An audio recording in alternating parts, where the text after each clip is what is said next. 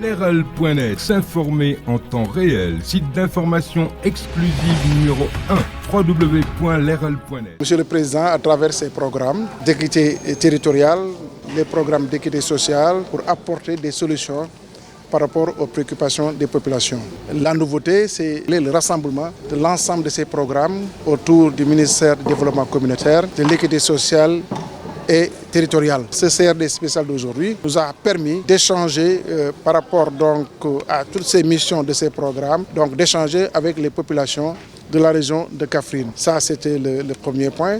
Deuxièmement, un petit peu faire état de l'ensemble des programmes en cours de réalisation et aussi des programmes en perspective, des actions en perspective.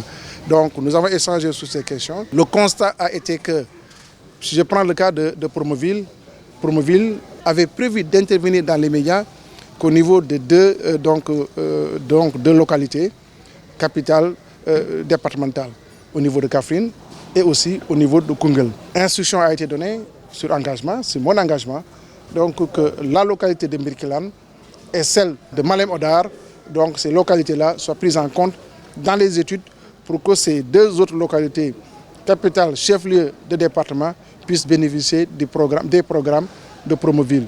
Puisque nous sommes dans une dynamique d'équité territoriale et d'équité sociale, il faudrait que l'ensemble de ces localités, qui sont des centres urbains assez importants, puissent effectivement, dans la même mesure que les autres localités, puissent bénéficier des programmes déroulés au niveau donc, du ministère du Développement communautaire, à travers soit le PUDC, ou soit donc, le PIMA ou Promoville. D'autres engagements aussi ont été pris, puisque donc, il y a une route dans la commune Nianki-Souf. PUDC va réaliser cette piste-là, puisque déjà ces infrastructures ont été prévues dans les financements déjà acquis à travers donc, la Banque islamique de développement et aussi la Banque africaine de développement. Nous avons aussi discuté sur vraiment des sujets assez importants.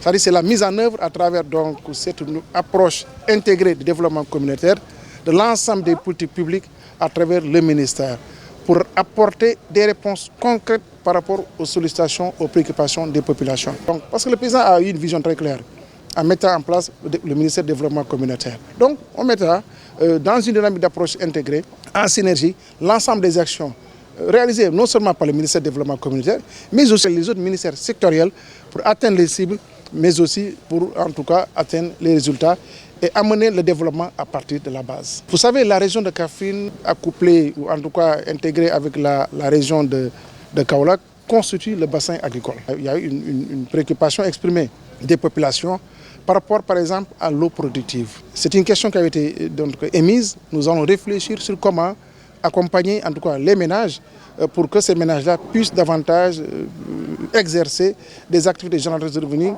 à travers, par exemple, donc, l'agriculture, à travers des fermes. Et pour ça, il faudrait que l'eau soit disponible.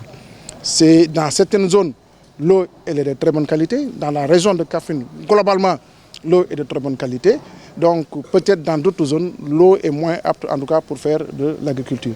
Mais nous allons, en tout cas en fonction des spécificités des régions, apporter donc l'assistance nécessaire à travers la base pour que la région puisse se développer. Parce que c'est une région riche en tout cas en termes d'activité, surtout agricole et même élevage. Vous savez que moi je connais très bien la région de Kaffrine.